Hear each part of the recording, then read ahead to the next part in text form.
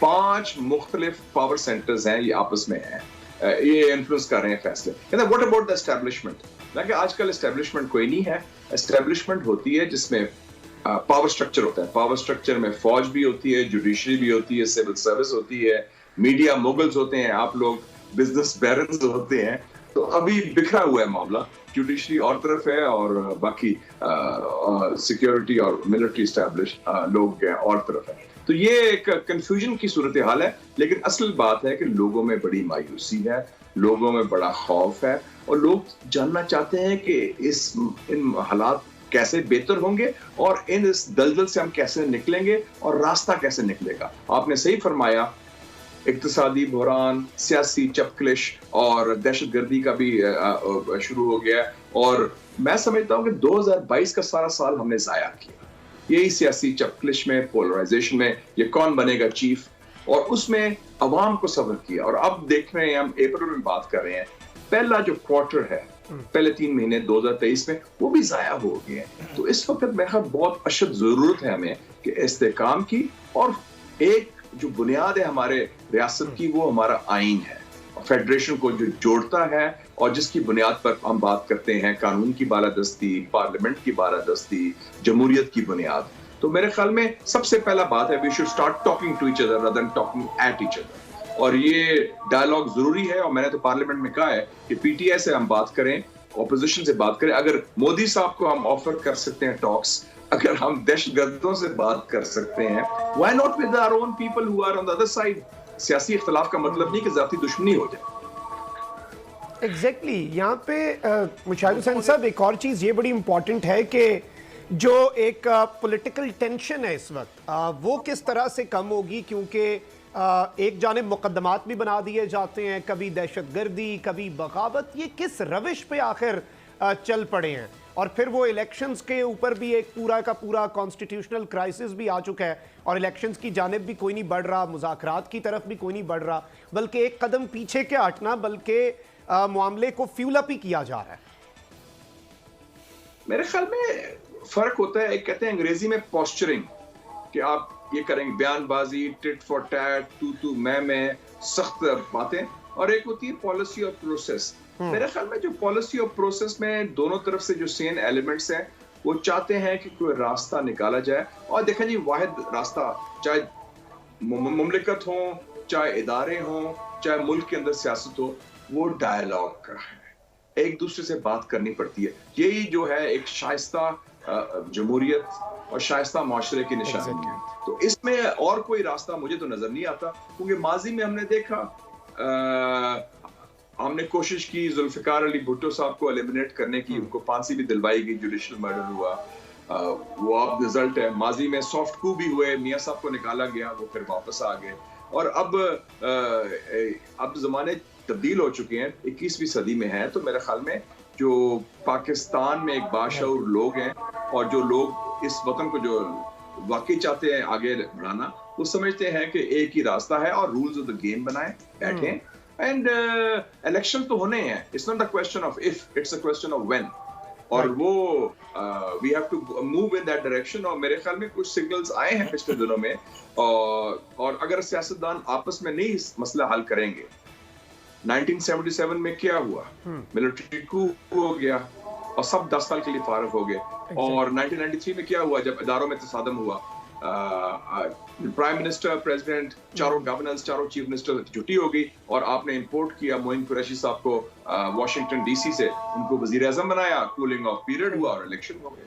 تو I think we should learn lessons from history. میں تو دوستوں کو کہتا ہوں, اور ایسے لگ رہا ہے کہ اس وقت ہسٹری سے سبق جو ہے وہ سیکھا بھی نہیں جا رہا, اور سیکھنا چاہیے بھی. عامر ضیاء صاحب کچھ ایڈ کرنا چاہ رہے ہیں. جی ایڈ میں کیا کروں گا, مشاہد صاحب کی موجودگی میں ایڈ صرف انہوں نے ہی کرنا ہے. اور جس طرح دریا کو کوزے میں بند کیا, مشاہد صاحب کو کمال ہے کہ پوری جو منظر کشی کر دی ہماری سیاست کی. میں مشاہد صاحب جو آپ نے فرمایا بالکل درست فرمایا کہ سیاسی جماعتوں کی پوسچرنگ جو عوام کے لیے ہوتی, ٹی وی کے لیے ہوتی, بڑی عموماً سخت آپ کو نظر آتی, جارحانہ پن نظر آتا ہے. پھر آپ نے یہ بھی درست فرمایا کہ سینئر ایلیمنٹ جو ہیں وہ چاہتے ہیں کہ چیزیں کوئی بیچ کی راہ نکلے. نون لیگ میں آپ کو یہ ایلیمنٹ کہیں نظر آ رہا ہے کہ اب بالکل سائیڈ لائن ہو گیا؟ ہم جو دیکھتے ہیں چاہے وہ پیپلز پارٹی کے رہنماؤں میں یا نون لیگ میں, کہ لگ یہ رہا ہے کہ وہ لوگ بہت مطلب ہے کہ سائیڈ لائن ہو چکے ہیں اور جو ہارڈ لائنرز ہیں وہ ڈومینیٹ کر رہے ہیں. کیا آپ کی ریڈنگ ہے؟ میرے خیال میں وہ ہر جگہ ہوتا ہے, ہاکس بھی ہوتے ہیں, ڈوز بھی ہوتے ہیں, لیکن جو ہے کہ گراؤنڈ ریئلٹیز پھر فیصلہ کرواتی ہے. نظریہ ضرورت کے تحت آپ کو یاد ہے پچھلے سال 14 مختلف قوانین پاس ہوئے فاٹف کے, جس میں حزب اقتدار اور حزب اختلاف نے اتفاق رائے سے پاس کیے. جنرل باجوہ کی ایکسٹینشن مکمل اتفاق رائے سے پاس ہوئی.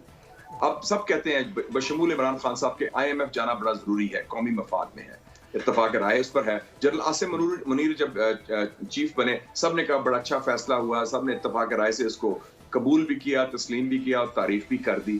تو اب جب مصلحت کہہ لیں, نظریہ ضرورت کہہ لیں, تو سیاستدان اکٹھے ہو جاتے ہیں. اور میں سمجھتا ہوں صرف ایک پارٹی کا مسئلہ نہیں, کیونکہ PDM میں 10-11 جماعتیں ہیں. اور مزے کی بات ہے, میری ہوش میں تو پہلی دفعہ ہوا ہے کہ نارملی اتحاد بنتے تھے حکومت کے خلاف, اب یہ پہلا اتحاد بنا ہے جو ایک پارٹی کے خلاف ہے جو حکومت میں نہیں ہے. تو بہرحال میرے خیال میں اس میں حقیقت پسندانہ بھی چیز ہے, کیونکہ اگر ڈیڈ اینڈ چلتا رہا, ڈیڈ لاک رہا, تو پھر اس کے نتیجے وہی ہوں گے جو نتائج جو ماضی میں ہوئے, اور پھر سب فارغ ہو جائیں گے اور پورا سسٹم پھر ڈیریل ہو جائے گا. تو میرے خیال میں اس کو روکنے کے لیے کہتے ہیں نا we should pull back from the brink, کوئی نہ کوئی اقدامات میں ایکسپیکٹ کر رہا ہوں جلد لیے جائیں گے دونوں طرف سے. رائٹ, اور درست کہ pulling back from the brink کہتے ہیں ویری نیسیسری. یہ مجھے بتائیے گا کہ یہ جو آپ نے فرمایا کہ 2022 کا سال ہم نے بالکل ضائع کیا, بالکل درست فرمایا, پہلا کوارٹر ضائع ہو گیا. کن کن محاذوں پر ہمارے اپنی اندرونی خلفشار کی وجہ سے پاکستان کو بہت زیادہ زک اٹھانی پڑی ہے؟ خارجہ تعلقات میں, معیشت میں, سب کو پتہ ہے جی معیشت اس وقت تک صحیح نہیں ہوگی جب تک سیاسی استحکام نہیں ہوگا. کیا آپ کی ریڈنگ ہے اگر آپ وہ کریں کہ داخلی سطح پہ تو ہوا ہی ہوا ہے, لیکن خارجی سطح پہ میں کیا نقصانات ہوئے؟ میرے خیال میں 3 بڑے نقصانات میں ضرور دیکھ رہا ہوں اس سیاسی چپکلش سے.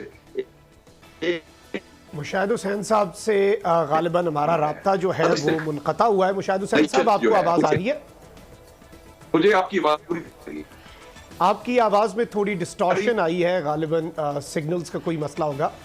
اور عامر ضیاء صاحب, اس وقت جو صورتحال بن چکی ہے, جس طرح سے شاہد صاحب بھی یہ بات کر رہے تھے کہ پاکستان کو اس وقت ہر محاذ پر ہی بہت سے مسائل کا سامنا کرنا پڑا ہے, اور پچھلے 1 سال میں بھی بہت کچھ ہم نے دیکھا کہ پاکستان کی ایک پوری فہرست ہے چیزوں کی. اگر اس کی ڈیٹیل میں چلے جائیں تو پھر شاید بہت لمبی کہانی ہو جائے, لیکن کیا کھویا کیا پایا؟ دیکھیں خیر, اس کا جواب, بہترین جواب تو مشاہد صاحب ہی کو دینا چاہیے تھا, اور بڑی بدقسمتی ہے ہماری کہ سلسلہ منقطع ہو گیا. تو مجھے خود مایوسی, اور مجھے یقین ہے کہ ہمارے جو سننے والے ان کو بھی مایوسی ہوگی, کیونکہ مشاہد صاحب کم بولتے ہیں, لیکن جب بولتے ہیں بڑا کہتے ہیں نا انٹلیکچوئل آنیسٹی کے ساتھ وہ عموماً بات کرتے ہیں, جو آپ نے دیکھا کہ ملاحظہ کی بھی انہوں نے. اچھا, دوسری بات, بلکہ رابطہ بحال ہو چکا ہے ہمارا مشاہد صاحب سے, تو مشاہد صاحب آپ کنٹینیو کریں. ارے ونڈرفل. جی مجھے یاد آ گئی وہ مولانا کوثر نیازی کی کتاب اور لائن کٹ گئی, جب وہ کو ہوا تھا 4 اور 5 جولائی کے درمیان 97. اینی وے, تو اب لائن بحال ہوگی ماشاءاللہ.